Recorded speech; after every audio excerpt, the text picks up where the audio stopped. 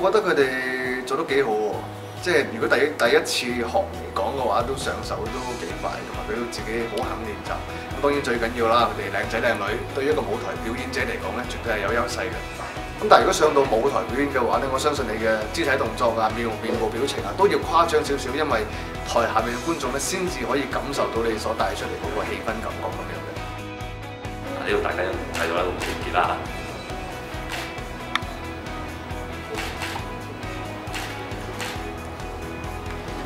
哇！食。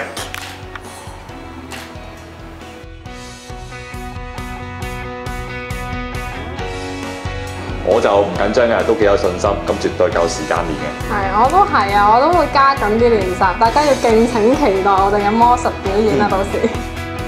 加油練習，記住變好啲，我都花咗好多心機去教你哋。Good show！